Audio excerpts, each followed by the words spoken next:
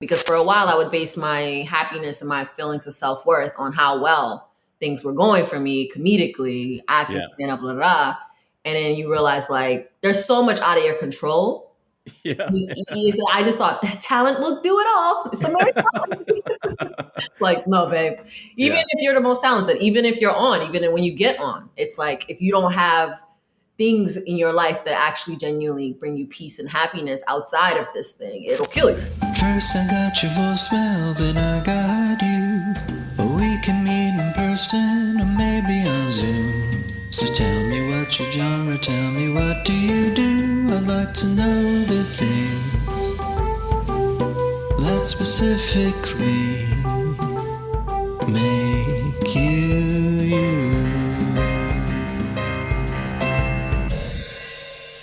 Hello, I'm Tim Barnes. You are the genre, and in each episode of this show, I ask someone about the first genres that inspired them, the first crafts they pursued, and how they feel about those pursuits now.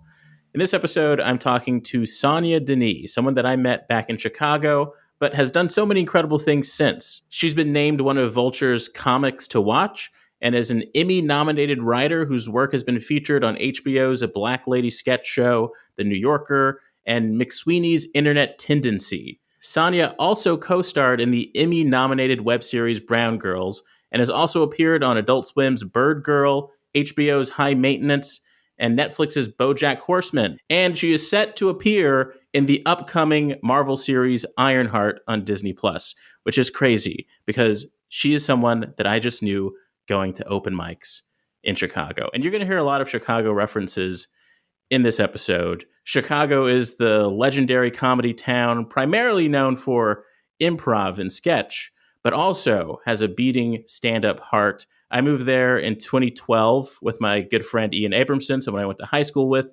And so whenever you hear Ian, the name Ian in this episode, it's in reference to him. Whenever you hear the name Coles, it's in reference to one of the great Chicago bars that had an awesome open mic there.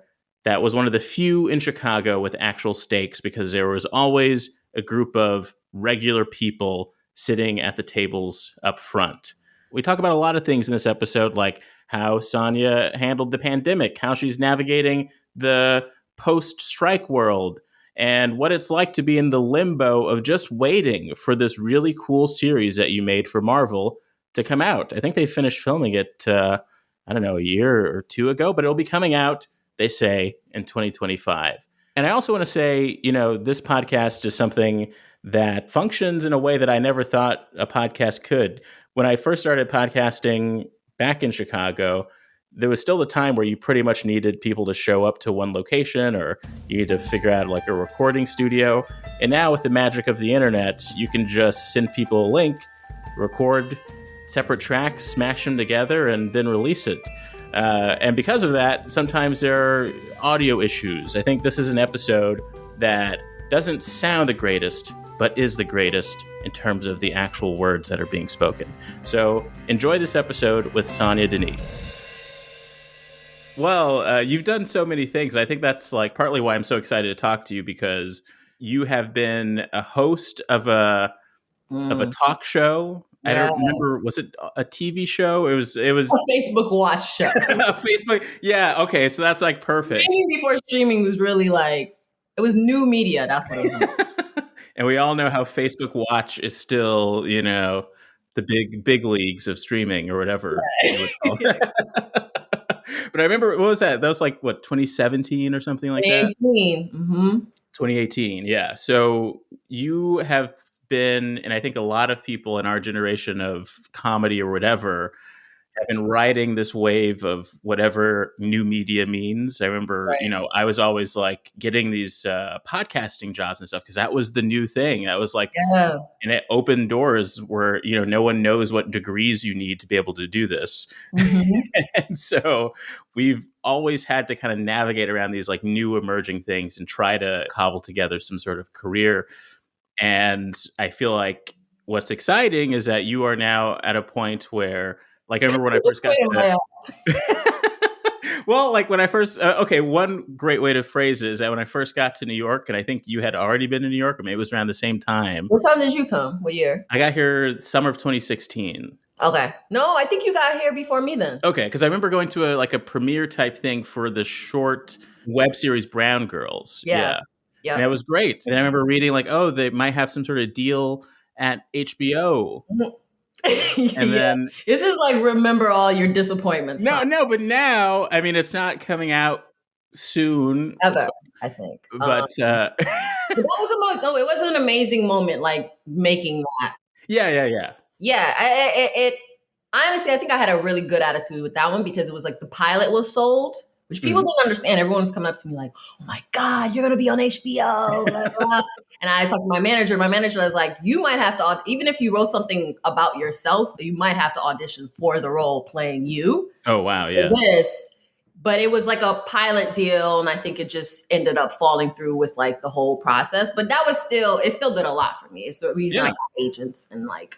Even it was just such a labor of love that we never expected to go anywhere other than like Chicago. We wanted Chicago to with it. Can I curse? Yeah, you can curse. Yeah, I bleep them all just because kind of I like the sound of bleeps. It makes it sound whatever you say, it sound even more like salacious. Yeah, but now you have acted in a possibly soon-ish to be released Marvel TV show, which is incredible. Like, could you have even imagined that back when we were on the open mic scene in Chicago? Never. It was never. I just assumed it would be like, I don't know. You had to be fit, athletic, like on some level. But it was honestly, it was Brown Girls that kind of led to me doing this Marvel show. Is because my friend Sam, her and Fatima Asghar, Sam Bailey, they like made Brown Girls. Sam and they like created it together. And Sam got picked to be a director for this Marvel show. Oh, nice! Like her and another Black woman, Angela Barnes, co-directing this show. And Sam, like with the casting process, she's the director, so they come to her and they're like, "Hey, is there anyone you want to put in the mix?" And Sam. Like, I remember Chris Rock said years ago, I read an interview, he was like, send down the elevator. And she really did. Like, so many people from Chicago, because the show is like, Ironheart is based in Chicago. She was like, there's my friend, this Sonia, who could do this role. Because the role I play is like a funny character, and it uses a lot of the things that I do well. And so I was just put in a mix of other people who are auditioning for it. But when I read it, I remember being like, oh, this is like, I can do this. Like, I really feel connected to this role, but like, it's impossible that Marvel is going to choose me. This Cole's dumpster baby. No, like, but yeah, then it was like, I did the auditions for it. I did like submitted a clip and then they were like, okay, now we want to meet you in person. And it was on Zoom. A Zoom audition. And honestly, luckily, the year before I had been doing Zoom auditions that went nowhere, which was really just stressful and disappointing. But it prepared me for this moment of being like having that pressure of being on a Zoom audition. Yeah. And it worked out. And then when I got it, I was like astounded. It was like, never in my life would I have ever, because that's the cool thing about this industry, right? There's a sad thing of like, we plan and our plans go to it doesn't work out that way. But a lot of times you surprise yourself with what does happen because never would I have expected that. And it was honestly like an incredible, whenever it comes out, I'm gonna be dead. But it was like really such a cool experience. And it was like full circle for me and Sam to go from working on Brown Girls, which was like 15,000 to then working on this Marvel thing, which was like millions of dollars, all these giant cameras. And it was like, wow, gee, like, this is crazy. Yeah, to like really do this. Yeah. Well, to get to the heart of this show, the first question is, what was the first genre that called out to you when you were a kid? Was it comedy related at all?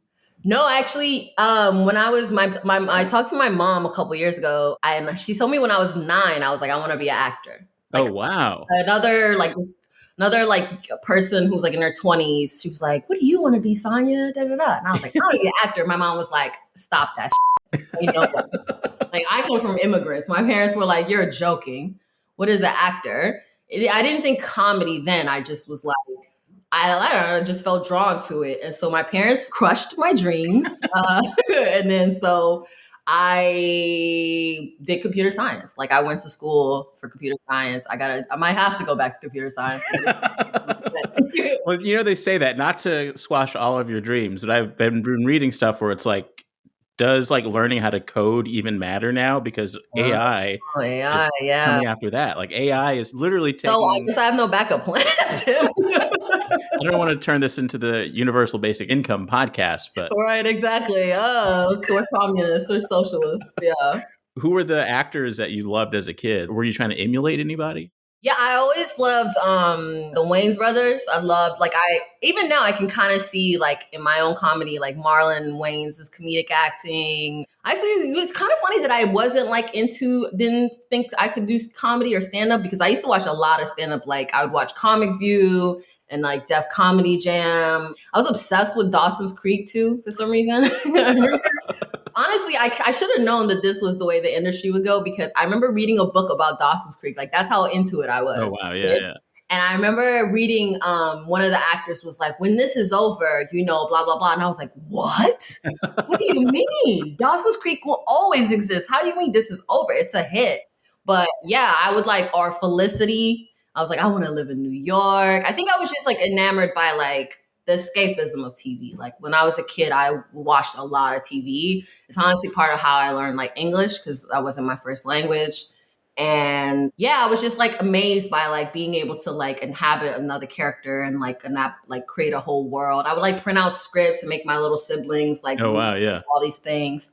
But yeah, that was like the first thing I wanted to do before my mom was like, "There's no way." I feel like there's something to the structured escapism of the TV that we grew up with, where it was time slots and commercial breaks and everyone watching the same thing at once. Yes. And one of the things that makes me feel old is the fact that I worry about the fractured nature. And I'm like someone who's like, I'm totally fine with a child watching the TV that I watched as a kid. Yeah. But with them like having the internet and all these like. Yeah, these YouTube channels are like really crazy. You're like, this is for kids? Like, oh man. Like I'm sure as a parent, if people having kids right now, it must be so stressful.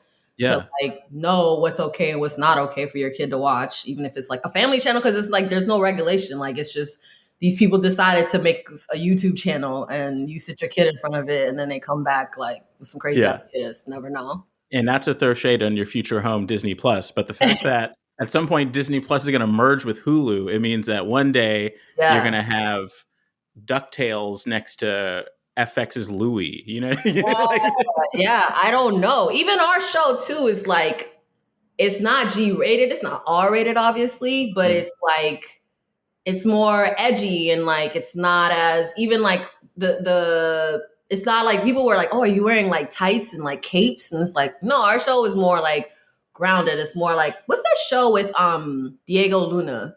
That's like the Star Wars one. Andor. It's more like Andor, where it's like, this is the world of Star Wars, this is the world of Marvel, but it's more like grounded in reality. And there is like magic versus like superpowers and like tech and like all these other, and we're still like acknowledging the world and all these structures and things. And I'm excited for people to see it whenever they see it. Whenever it comes out, it's going to be great. Of your siblings, were you the most into TV, do you feel? Like that was a source of escape? Or, was there something unique about the way that you escaped into these shows that you loved?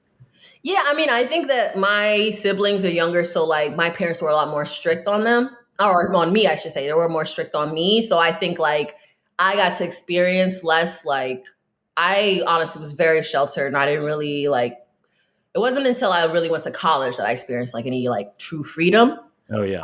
Like my parents also moving here when I was like 5 and like my parents being in this new country and these things, I think they were very scared. And so it was like, by the time my siblings, became like teens, it was like much easier for them to be like, oh yeah, go to this party alone or go to the mall, da da da. With me, it was like, well, who's a chaperone? I'm like, I'm 14. There is no. And they're like, well, I guess you're not going. So TV was like a big source of like company for me. I remember like being a kid watching Mr. Rogers, like, oh my God. Like, and then later watching like spending my summers watching like Jerry Springer. So yeah, TV. I think for me, I got more into TV than they were. Yeah, I connect with that element of being a sheltered kid, but Mm-hmm. the fact that you moved to the US at 5, Mm-hmm. something when I think about when we would be going to shows and stuff, you are an incredibly purposeful, creative person. Wow. You were always, uh, sorry, clear my throat. You were, I'm not crying, but This is my funeral, so last thing I'll do. no, but you were always fiercely dedicated to your notebook before you went on stage. Yeah. Like, unlike anyone that I know, no matter what the show was, you Wow. were. And I wonder if a part of that is connected to your immigrant experience, to having to be prepared Yeah. for things, prepared for cultural dynamics that you're getting adjusted to in some way. Yeah, I think, wow, I hearing you say that makes me think like I definitely, for me, that was such a scary thing. I mean, for all of us, obviously, like we were all like just trying to figure out how to do this thing. But I find comfort if I can be prepared, then my anxiety can be like calmed down. Like I can, but if the times when I've had moments on stage, like, in Chicago, we would have like 4 auditions a year for something like Just for Laughs, and Comedy Central will come back in a while. And even going to Cole's, the open mic felt like a big deal. If I didn't feel like I was overly prepared, I would have like spirals. Like I've had moments on stage where I'm like, I step outside of myself and I'm like, oh, this is going badly. And the best way for me to avoid that was to be overly studious. But even with my family, like I was telling you, I wanted to be an actor. And when I went into tech and I was like a coder, and I was like, this isn't for me. I was like, oh, I'll just go to MFA school and become an actor. Like, I think my parents instilled so hard in me that immigrant thing of like education is key. And that if you can like study your way or like learn your way into something, then you can succeed. That I think I took that same tack to like, with stand up. Like I would listen to podcasts about it. I would like write every single word of my set down and like parentheses, like act out, hold the mic this way. Like, and I think that felt safe to me that if I could like master it that way. But then later I had to realize too that Cole's helped me this, and Adam Burke. I remember when I started hosting the mic, Adam Burke was like, you got to riff more. And I was like, but what if they don't laugh? And he was like, it doesn't matter. Like, you have to try, and then eventually you'll get better at it. And I think that helped me to sort of be more loose and not rely so much on just my notebook, and to be more present in the moment. Because I think there is something to be said about like, if you're overly like, how I was in my notebook, then you can be very stiff, versus if it's like, okay, I prepared, now let me just go and be like in the moment, and whatever happens, and I can handle it.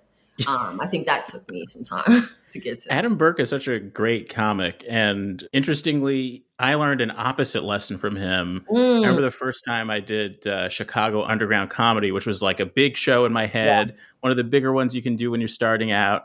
And it was in the dead of winter. There was maybe 5 people in this big space. It wasn't the upstairs part. It was in that, it was in that big space. Yeah. And big show. I got up there and I really just like flailed. I must have been one of the first comics to go up. But then once Adam got up there, he flowed in a way where it was like, it seemed like he was just talking.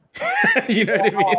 And I was like, oh, that's the key. Yeah. Because if people know that you wanted them to laugh, that's when it gets awkward when they don't. Right. But if you are just talking, it feels like you're just moving on to the next point that hopefully gets the laugh. You know what I mean? Like it was like, there's so many weird little things that you have to figure out. It's so much of it is feel. Like I can explain this to you. I can like try. That's why, no disrespect to anyone who takes a comedy class, a stand-up class, or teaches one, I don't think you necessarily need it, or it doesn't fully prepare you, I should say, for like going up on stage. Because so much of it is like the experience of being on stage and like repetition. And like, when we started, Adam had already been like, I don't know, 10 years in the game. Like he's just had like cracked it and was so polished that it was like, because even with him saying riff, it was like, oh, like hosting a show, open mic is going to be a different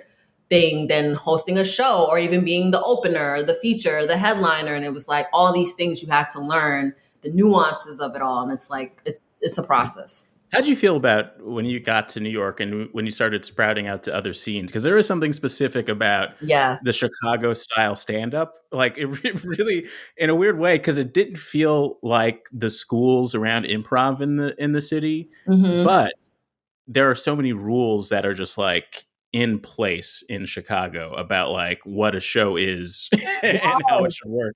And everyone I got out to New York, I was like, oh, no one. Why is everyone breaking all these? You're gonna put names in a bucket and just say them? What? Who's hosting it? And they're like, yeah, we're gonna do 10 minutes at the top, and then we're never gonna talk again. The next time we call, your name will be off the side of the stage. Like, the next comic is Sonia, Denis, Tim Barnes, Ian Abramson, Raganel, and go. And you're like, I honestly did not do well in mics. I always flopped. Yeah.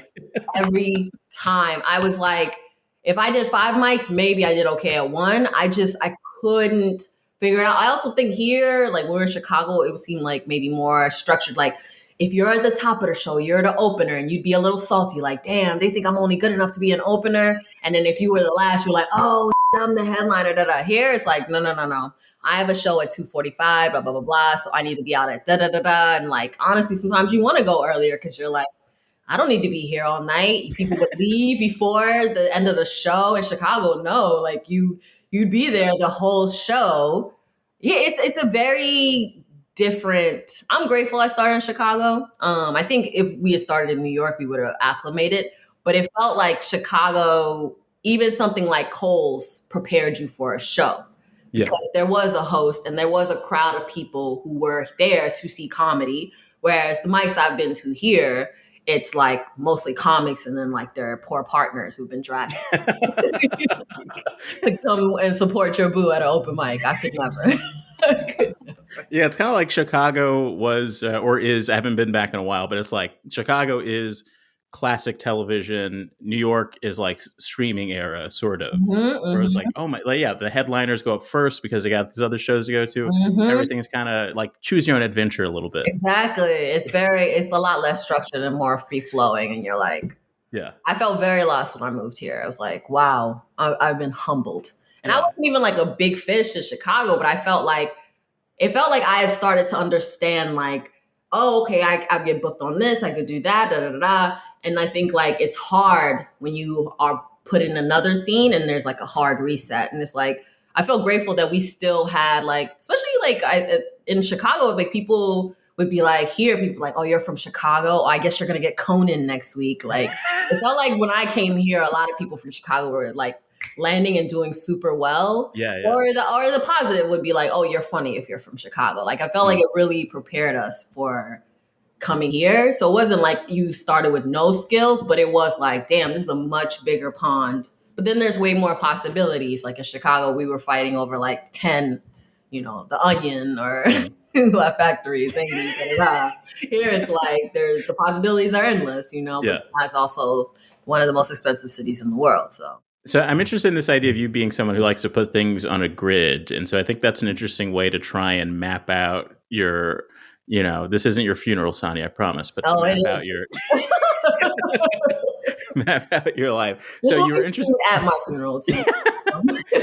You were interested in acting as a kid. Yeah. But then you knew that you couldn't focus on that, or at least not, outwardly focus on that because of your parents and all of the different obligations that you had. How were you dabbling in that? Was it just sort of like the kind of playing with your siblings and stuff? Or was there anything before college that you were kind of like entering that space of creativity in that way? Well, I had the misfortune of going to evangelical private school. Oh. Like up to still 6th grade, I was in public school. And then like my mom told me this years later. And I was like, you really should have told me this when I was younger. But she said like a teacher came to her and was like, she's smart. Like you should try to get her in like a better school. Cause like the neighborhood I lived in was like upper lower class or something like that. Like, which whatever that is, but it wasn't the best school. And she was saying like, try to get her. And so my parents looked around and they got like scammed into thinking like this private school that was like evangelical was like a good school, which it wasn't. It was all like very religion, like Bible study, but they had like this good outward promo for their school. So from 6th grade until 11th grade, actually, I went to this school and there was no arts really. Like everything was like Bible study. Like there was no like literature, was like all these religious books. I think we only learned like chemistry and biology, but even that, obviously, they like redacted. So I wasn't exposed to a lot of art and things past like TV. And it wasn't until, so when I went to, my parents moved my senior year of high school. So I went to the public school. It was a better neighborhood. I took a acting class then. Immediately, the moment I could take an acting class, I did take an acting class. And I remember being like, wow, this was like, it like sparked something in me. And then I started doing like acting here and there in college. But again, I had the conversation with my mom, like, maybe I want to do theater. She was like, over my dead body. You're crazy. And so I did. Yeah. And what was your first craft again? It was the technical thing that you. Oh yeah. I coded. So my dad is an engineer. Okay. When I was a little kid, he like gave me a book with like it was like coding. It was like a book that had like code. It was like the Apple. I forget what it was, like the Mac, but like the old Mac. And I would like copy like all the code in it and then hit enter, and it would do like a solitaire game or some basic, you know. Oh, when I was in middle school, I had like a little website where I would like rip CDs. I would like burn the songs off of it and like have it be streaming, which before like Napster and Spotify and all that, but I would have it illegally. It got shut down, but it was back when you could like put ads and get like 10 cents a click or something like that. Oh yeah. Always like, that wasn't something I despised. Like I did enjoy it. It wasn't, I think it was like more of like, if I had been allowed to do whatever I wanted to do, it would have been the thing that I found cool to do, where it was like acting gave me passion. Because when I started working in tech in my 20s, I was like, oh, this is like, I was living in DC, so it was a lot of consulting firms. And it was like, this is soulless work. Like, there's no artistry here anymore. It's just like, oh, the government needs this website, blah, blah, blah, blah. And then we spend 12 hours, da, da, da, da, and then it's done. And then you go home, repeat, rinse, you know. It's depressing. Yeah. But coding, I guess, was my first genre. So while you were doing that job, it feels like that's a moment where you kind of see with clarity the two paths that you could enter. Mm-hmm. What made you shift to the arts, and you know, what were the perks of the other option for you? Yeah, I mean, the perks of the like coding was like we were like 22 making like $56,000 a year, which is like you don't have any kids, you don't have any real bills, like insane. Like straight out of college, we were getting jobs before all our other friends. There was security and stability in that. But then for me, I just started feeling like every day was exactly like the last. You know what I mean? A prison of luxury. Yeah, you know, the people that are like, oh my God, it's Friday. And then like drunk Saturday, brunch Sunday, and just like those 2 days of the week are just like living life. And like when Monday, again, I'm in the car, I'm in traffic, I'm going here, I'm going there. And I would see other people too who were like on fire for their job, like, oh man, coding, da da da da. But not even just coding itself. Like it was like they were flourishing in like the system of like, oh, I never got promoted. All of my jobs, I was just like funny, like likable. And that's how I was skating through doing the bare minimum. It did not bring me any joy. And I just was like, I remember being like, I can't do this. I switched from one job to the next. And it was a job where like everyone was cool and it was fun. And we would like on Friday, so much alcohol, but like we would like go into like the tech support area where the servers were, and we would like drink Friday and have a little happy hour. And these people were all my friends, and it was like a fun job. It was the best version of what I could be doing, and I still was miserable. And then I had a group of friends where we tried to branch out ourselves and be like consultants and like freelancers, and that was so much more work.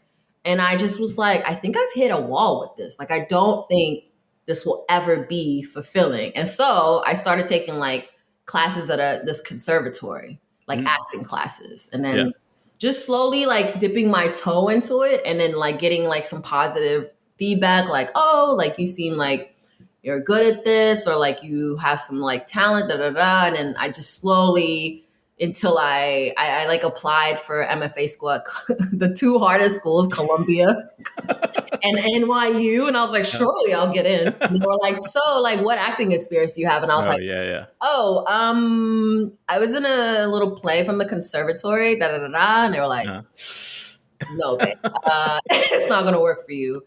And I remember coming back from LA where I'd auditioned for Columbia and like being devastated, like my life is over. And then like a week later, I had like an anxiety attack at work, and I had such a nice boss, this guy named Prasad, and Prasad was like, listen, like maybe you should take a hiatus, like take a couple weeks off because you seem like you're in a very bad place. And then when I took those weeks off, I just was like, it, I'm quitting. And I quit. And I wouldn't recommend that. I should have planned that because I definitely still had bills and things to do. Don't scroll away. You Are the Genre will be right back after the break. You Are the Genre is currently an independently produced podcast, which is just an extravagant way of saying, hey, I'm just a weirdo in an apartment right now. So I usually use this break to talk about things that are exciting me or things that I think are cool. One thing that's exciting me is the fact that one of my friends, Hoff Matthews, has launched a Patreon. I don't know the name of it. I should. But if you just Google the name Hoff Matthews, and if you find him on TikTok or Instagram, you'll see these awesome sketches that he's been doing that are him placing himself into random press conferences and things like that. They're all just really, really funny. He's one of those things where it's like, this guy should be writing for a late night show. They should just pick him up, I guess. But before that happens, he has this awesome Patreon where you get to see more and more of his cool stuff. Another thing that's been exciting me is, hey, the Larry Sanders Show, created by the great Gary Shandling.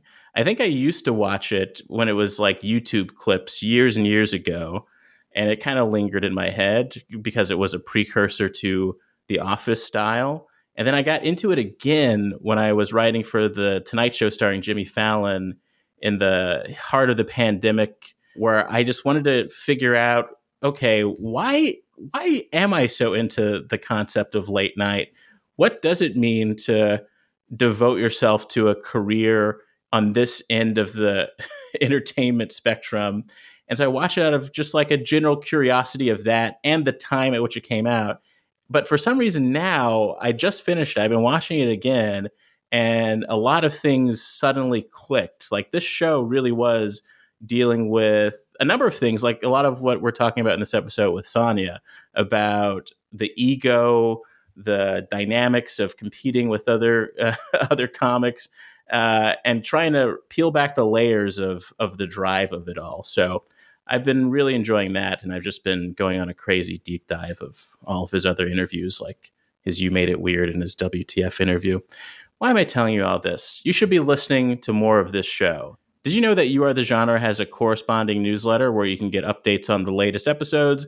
And if you upgrade to paid, get future episodes a week ahead of the normies. It's got that, plus these text interviews that I do. I have one right now that just came out with the hilarious Faria Khan. And so that's that. Get all of the information you need at youarethegenre.com. Now, back to the episode. Where were we?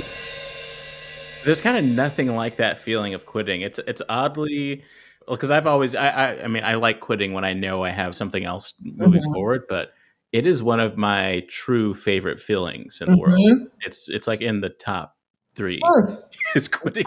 It's like, yeah, because it's like when you hate a job and then you don't have to go anymore, it's like heroin. I don't know, not that I've done it, but it's such a rush to like, because there's something that feels like your soul is just like you were talking about earlier, like prison, like you're trapped, you feel like stuck to something, and then to like, and even when I would like quit one tech job and get a new tech job, I always felt better because at least that old thing was like gone and it was like a new way. But yeah, I quit. And then I started bartending. I went to bartender school.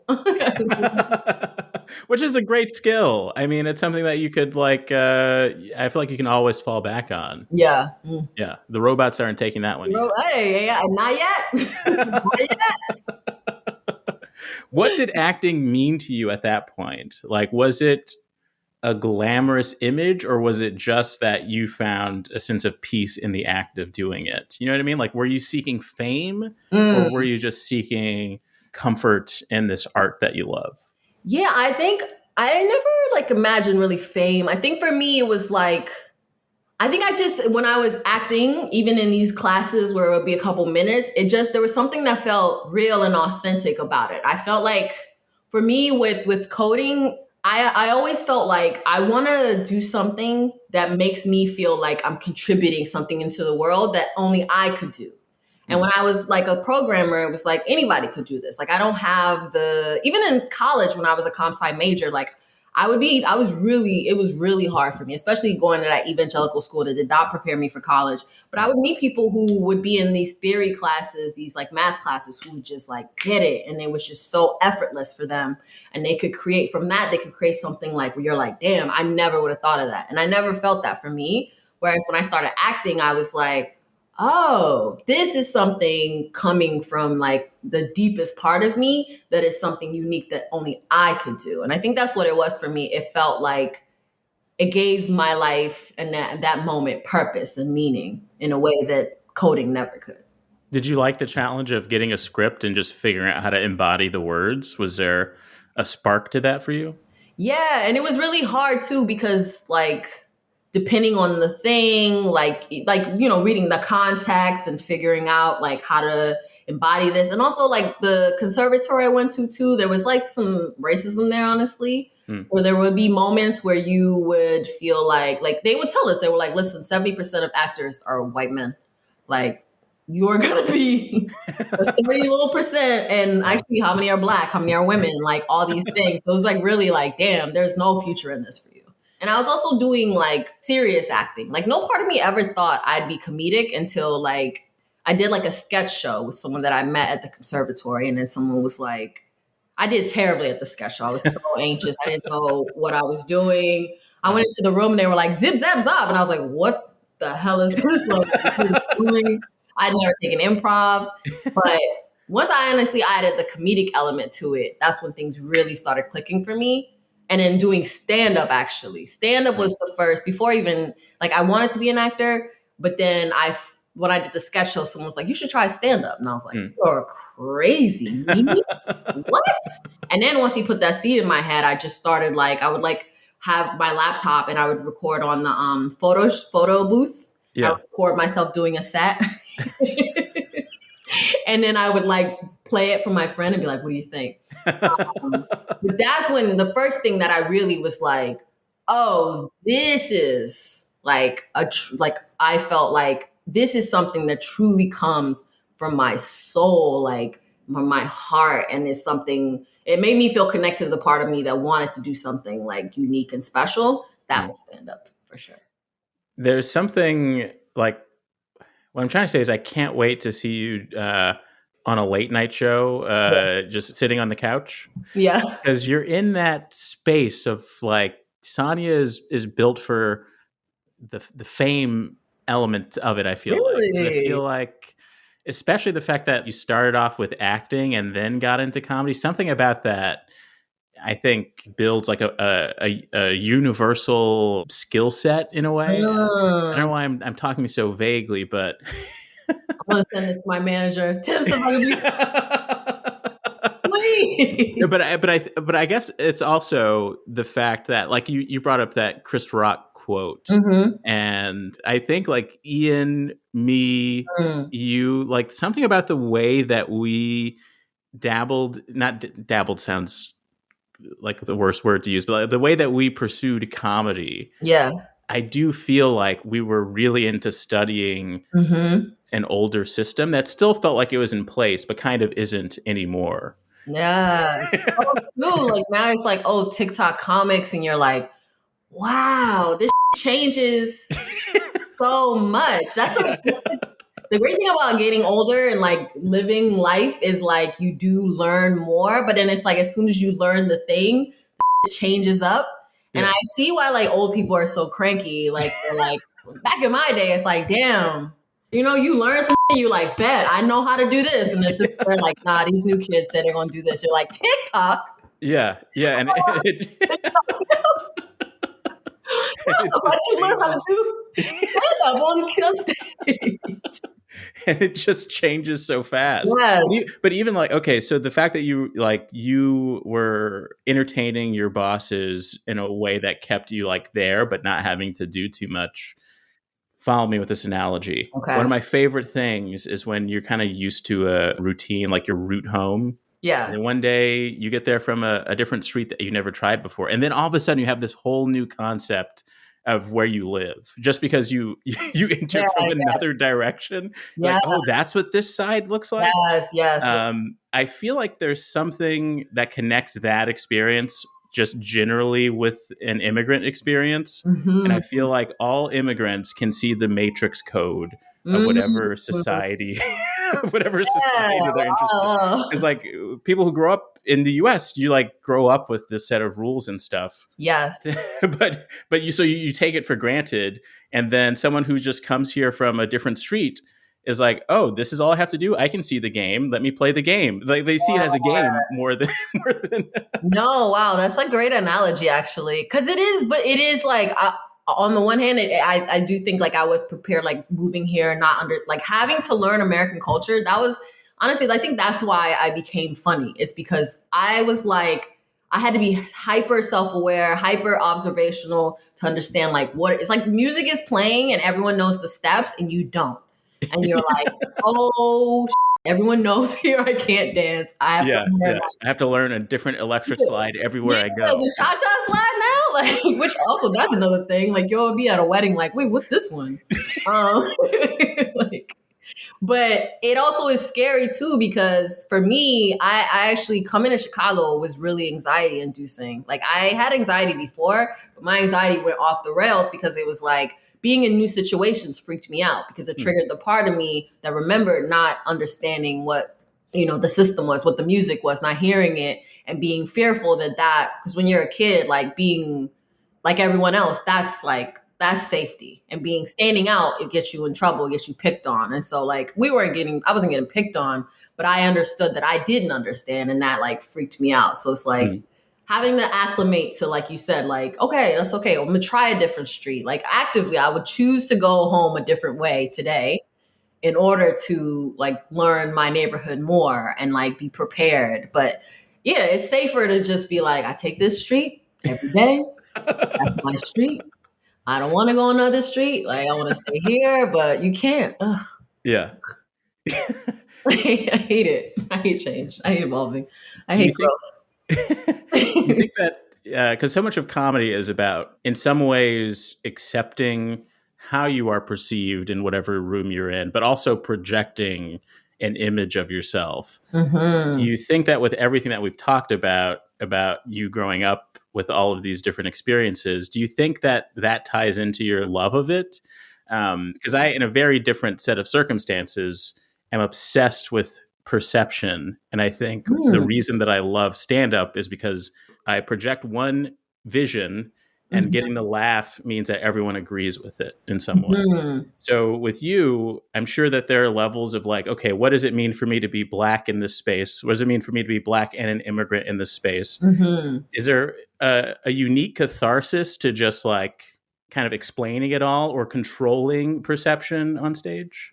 Actually, that really resonates with me because I feel like you and I both are like altered versions of ourselves on stage. Like sometimes people will come up to me and be like, wow, I expected you to be much more hyper. And I'm like, this is who I am in my life. Like, what?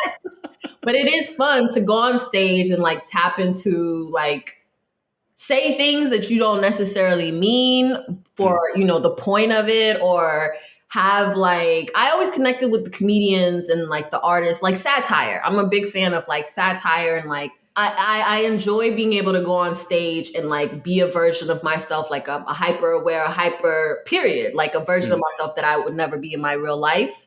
And I think that people would always say to me like, oh my God, like stand up must be so scary. Like if I say I'm nervous about social situations, people are like, but how? Like you go on stage, But it's like, no, but like you said, there's control in that. I control which version of me you see. I mean, people will talk back or heckle, whatever, but I still have a microphone and I still control like whatever perception you have of me. And also like this narrative and like that's the beauty of stand up. I think like when I used to do improv, I'd be in a scene like say this, and the other person would say that, and you're like, oh my god, like no. But the control of being able to go like, okay, I'm gonna make them think this, because I think you and I, we both go on stage and like people are gonna make, or any comic, you go on stage, people are gonna make like assumptions about what they think you'll say or how they think you will be, and like change or like surprising people and like doing something that's unexpected.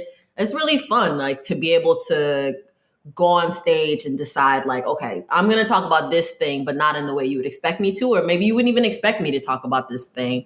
Yeah, I like stand up is honestly my favorite thing that I do. And I always thought too, I used to listen to Louis C.K., yikes. But I remember him saying like, I always have stand up to fall back on, da, da, da. And I think I thought that too, but even that has changed. Well, how has that changed? Well, I think it's like, I thought like, because my perception of stand up has, I mean, I still do stand up, but I think I thought that it would stay the same. Like that, I thought maybe acting or writing would change, but surely stand up would change, or would not change. But I think there's like periods like moving here, even being, I think Louis was talking from a place of being a name where he can be like, boom, I'm going on tour. Like, oh, okay, this thing fell off. I'm going to go on tour, da, da, da, da. Whereas like, I could go on tour. I could go and like do these shows, but it wouldn't be the same as like if I had like a bigger platform where I could be like, oh, okay, I'm going to sell out theaters. I'm going to sell out. That's still the goal,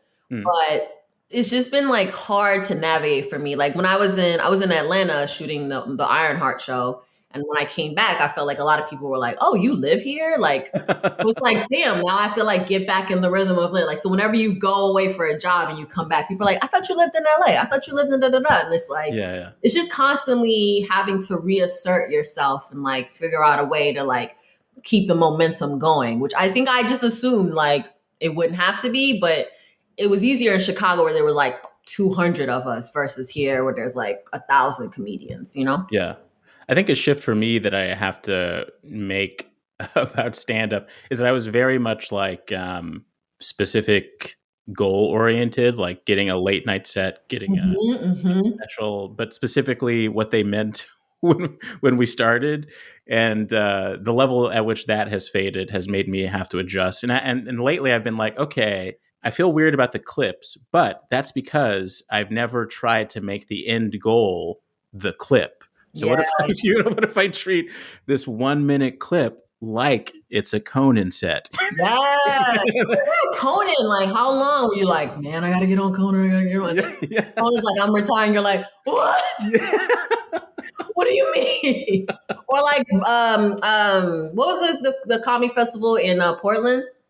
Yeah, what was that? Oh my God. I don't know. I'm forgetting too. Yeah. Me too. But that was it. Like for a while, it was like festivals. That's the thing. And I feel like festivals are kind of coming back now. Yeah. But, or even Just for Laughs being the biggest thing. Like there's just all these, it's like what you're saying. Like you can have all these goals. Like I will do this and I will do that. But and sometimes you do get the thing. And sometimes that's amazing. And sometimes you get the thing. You're like, okay, now what? That's been my problem, honestly. It's like you get something and then you're so grateful and you're like, okay, I did it. And then you're like, oh, my life hasn't changed completely and totally. And I haven't had all of my dreams come true instantly. That's crazy. Like, I think for me, the big thing that I've surprisingly had to learn is like when I first started, comedy was the most important thing in my life, period. I would like, if I risked my health for it, I would risk my safety for it. Like I would be uncomfortable. I would not, like friends, relationships, like those were all important, but the most important thing was comedy. Now I've learned since moving here that like, if you don't have a life and things and people in your life that you love outside of the thing, you will be miserable. Because for a while I would base my happiness and my feelings of self-worth on how well things were going for me comedically, acting, stand up, blah, blah, blah. And then you realize like, there's so much out of your control. Yeah. I just thought that talent will do it all. It's like, no, babe. Even if you're the most talented, even if you're on, even when you get on, it's like if you don't have things in your life that actually genuinely bring you peace and happiness outside of this thing, it'll kill you. Yeah. I really believe that. I was going to pause for this siren going by. The police are like,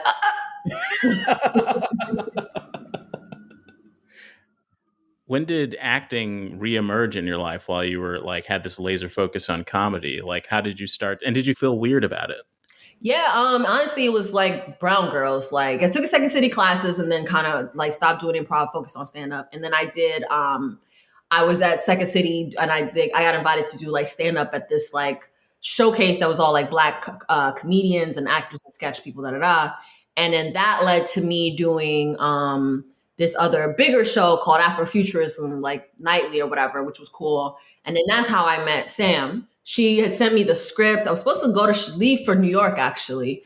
And she sent me the script for Brown Girls. And I remember reading it and being like really like interested in wanting to do it. And I thought I'd have to audition. And she was just kind of like, if you want it, it's yours.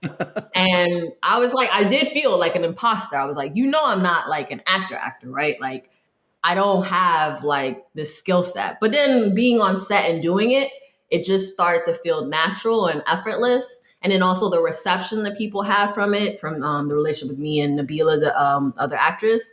That's when I started being like, oh. And I remember being at the premiere party for Brown Girls and watching it and like tearing up, honestly, because it felt like a full circle moment for me of like the little kid who wanted to act and actually watching on a screen surrounded by like our community in Chicago. And then like later that night, we're seeing it trending on Twitter. And it was like, whoa, like, oh my God, maybe I can really do this. Because at the time, we're like, stand up, just stand up. But yeah, that's Brown Girls was what really started to make me think like, maybe I can also act.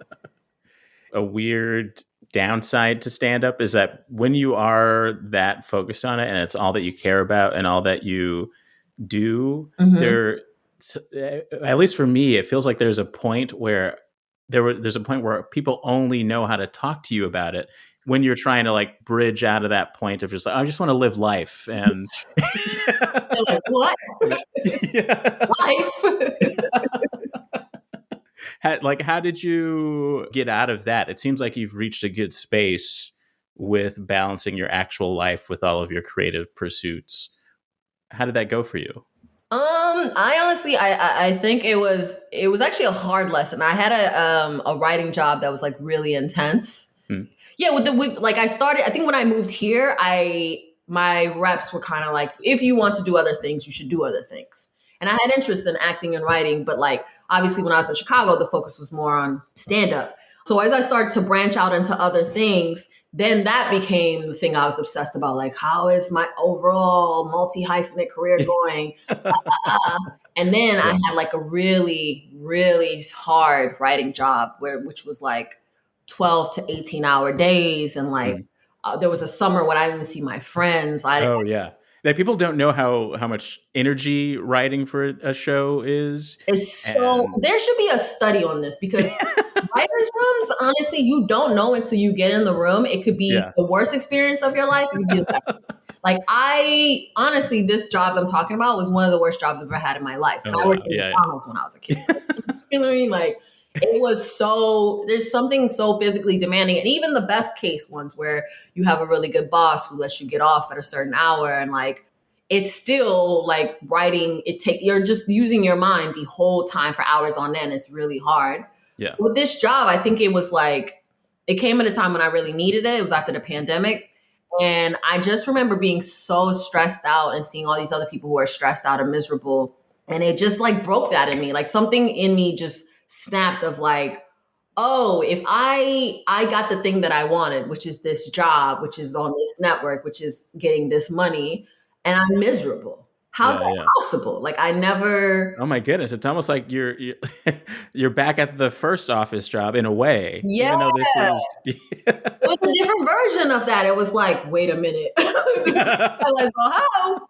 Because I think we think like you're like when you're at the day job, you're like, baby, it's gonna be glamorous. It's gonna be great. So we're just every day we're gonna be like, like, oh my God, opening acts, and then you're like, oh no, this is also a job. This is also work. And it's like every job you have isn't going to be like this artistically fulfilling, like spiritual, and even if it is, it's still like, what else is in your life? Like I saw that there was a vacuum in my life there was only this thing. And then after that job, it like completely changed my mindset. Like I still feel better when I'm employed. And I still find a lot of like peace and artistic fulfillment in like creating something that I feel good about.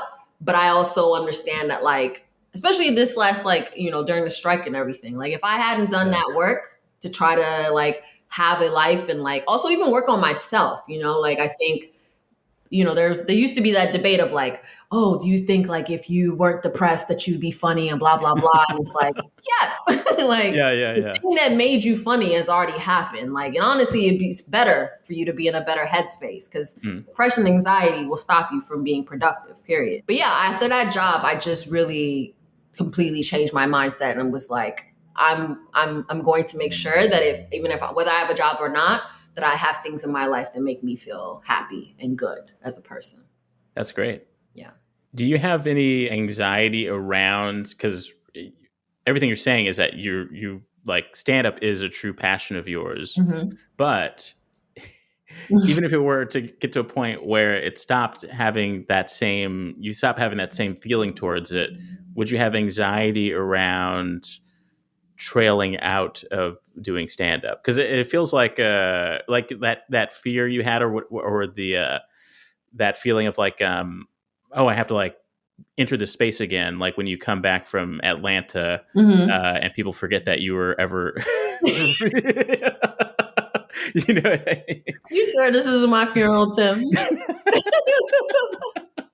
But that is, I don't know, it feels almost like the druggy element of stand-up. You know what I mean? No, yeah. And I honestly, like, I don't go up as much as I used to. And it is a drug because like when you go on stage, especially like I think the Chicago is the most I would go up because I would also do mics and things like that.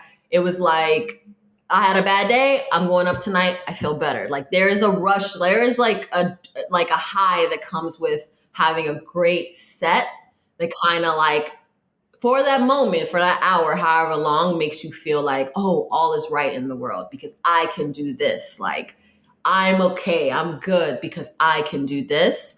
And yeah, there have been periods where I wasn't going up as much as I want to. And I felt like, damn, like, is there like a purpose? Is there a point? Is there meaning? I'll stand up. I don't know. It's hard. I think it's what we were talking about, like with the change and the understanding that things fluctuate and alter. That like you aren't always going to be doing the things that you're going to be doing. Shows will close. Things will get canceled. Things will get moved. Like I said, coming back and like trying to reassert myself. But yeah, it's a balance. It's really, I can't say that I figured it out completely. And I can't say that if like I never did stand up again, I'd be okay. During the pandemic, that was when I really confronted like, oh, if I don't do stand up, like who am I? Like I really didn't understand. Well, that kind of gets to the heart of what I'd like to ask as the last question here, because we've been talking a lot about projection and control and how to sustain yourself or how to stay focused through all the turbulence. Right. And, you know, this idea of being the genre is something that has helped me in recent years and kind of like allowed me to not feel weird when I'm kind of pivoting from one genre or one type of thing. Because for me, like it's so funny that the multi-hyphenate thing is kind of cool now, because there was a time where it felt like that fractured element of things was like always making me feel so uneasy. Like the fact that I was doing so much like editing or something, it was like, oh, are people only going to think of me as an editor? I'm a comic, aren't I? And I was like, what am I? I don't know. Yeah. But do you have that? Like you saying that like when stand-up kind of wasn't an option during the pandemic and you had to question who you were, it just makes me wonder, do you think that you like at some point sort of fell astray from a through line? Like that question of who am I when I'm alone, I think about a lot. I actually enjoy alone time, and I actually feel like I'm only myself when I'm alone because I don't have to act or, you know what I mean? To appease or whatever. I'm just like, oh, finally, I get to be myself. But so do you have any like fear around, like, is there a question in here? I feel like I haven't said an actual question, but what's sprouting out for you from all that jazz that I feel like maybe you're asking me like, you saying like, what is it around like, do I tie myself to like one, I guess genre, one thing that I'm doing? Yeah, like is there like a central thing that that moves you forward, like beyond just like I want to make people laugh? You know what I mean? Like what is the guiding force of all the things that you do? Oh, okay, okay. Writing has been a thing that I've really been trying to work on these last couple years, like especially since I moved here.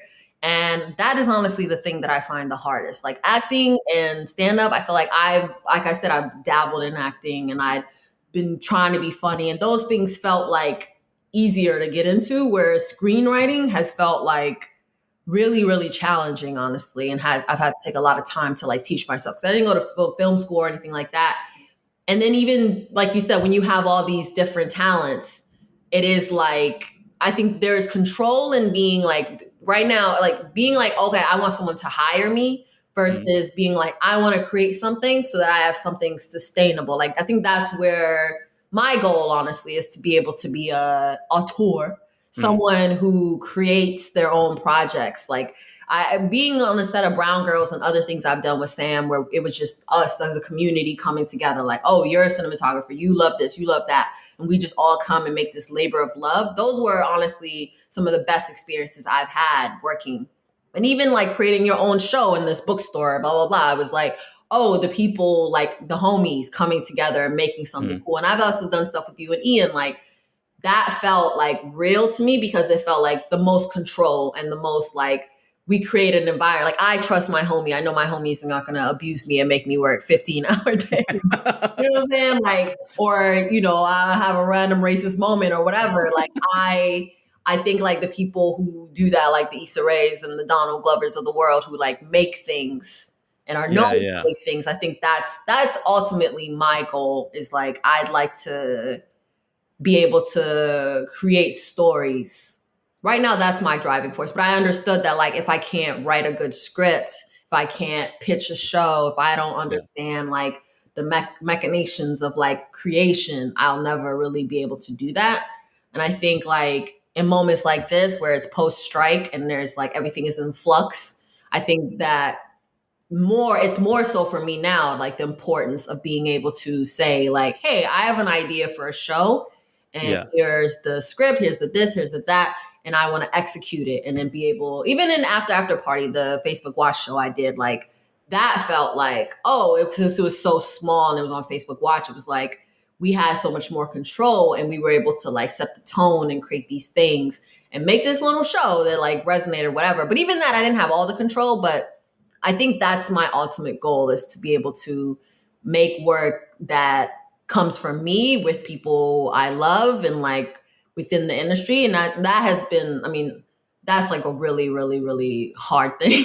Like feels like a very big goal, but that's ultimately where I'd like to get to is to be able to like create things, like be like Charlie Kaufman ultimately, like write and direct the thing, like, be in. And kind of, it feels like you're talking about engaging in that sort of nebulous space that feels like what you get to play with when you like that initial joy you had with acting. Mm-hmm. I think it's so easy to make fun of the arts because of how unregulated it Mm-hmm. is. Mm-hmm. And stand up is the most regulated art form just because there's a product of the laughter or butts Mhm. and seats that you need to Right, get right. for it to for it to function. Mhm. And that helps me realize like why, especially like everything is so insecure right now with like people talk about how they need to have Idris Elba attached to a pitch. You know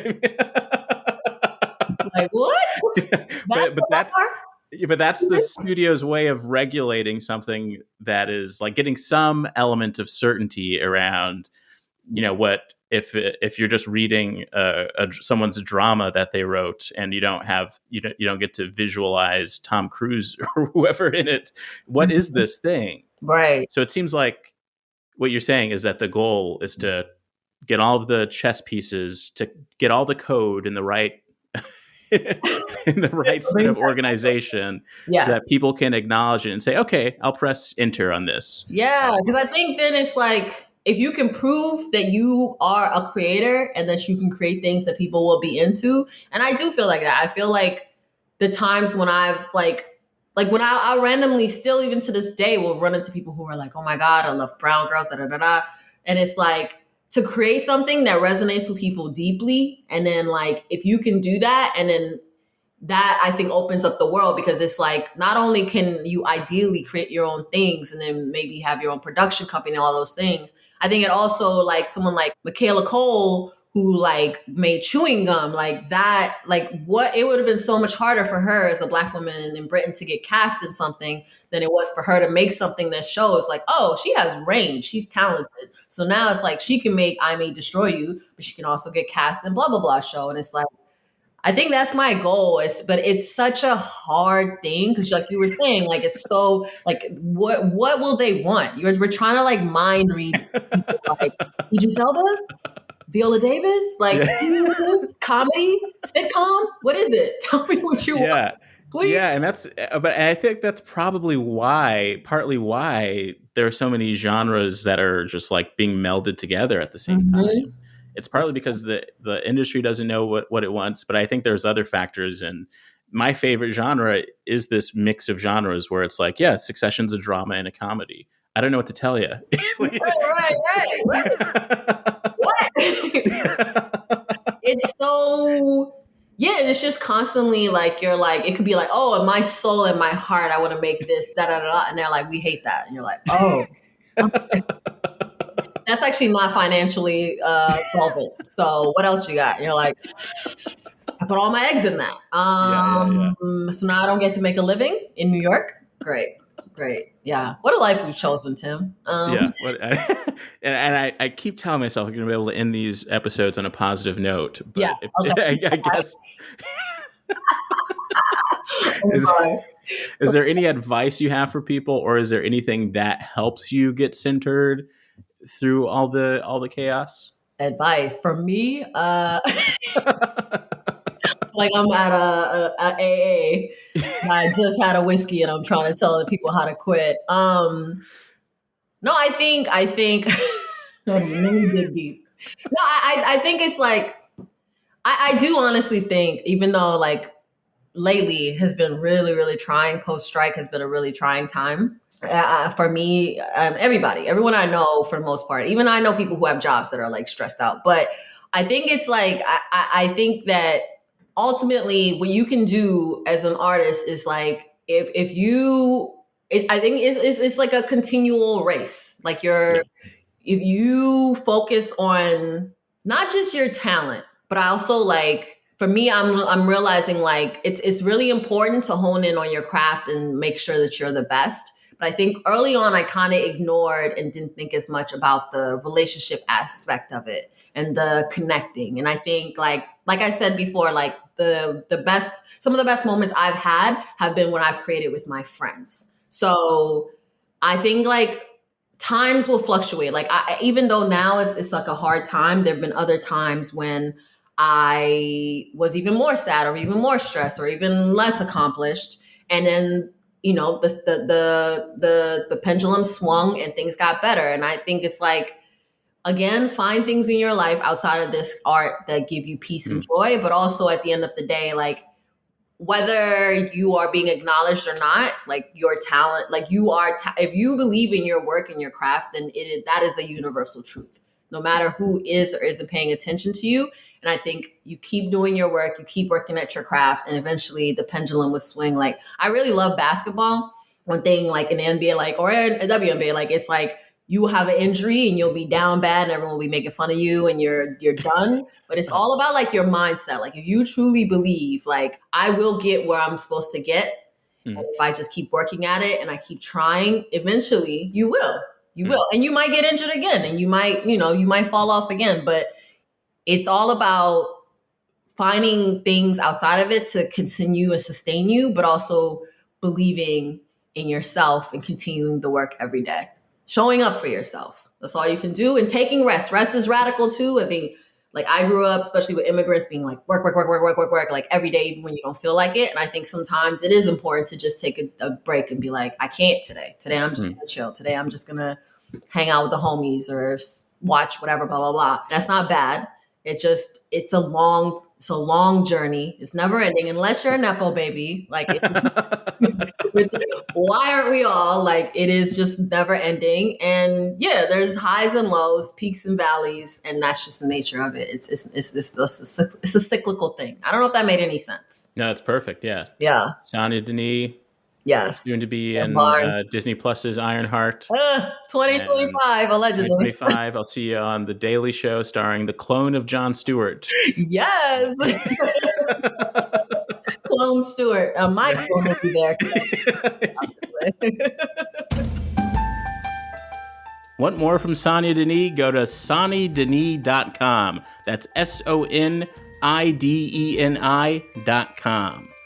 Freddie Nunez created and sings the You Are the Genre theme song, and Adam Smith produced it. Actor, comedian, and improviser Zach Cherry joins me next episode, but if you become a paid subscriber, you can listen to it a week ahead of the normies. This is Tim Barnes signing off with your weekly reminder that you are the genre. First I got your voicemail, then I got you. But we can meet in person or maybe on Zoom. So tell me what's your genre, tell me what do you do? I'd like to know the things that specifically make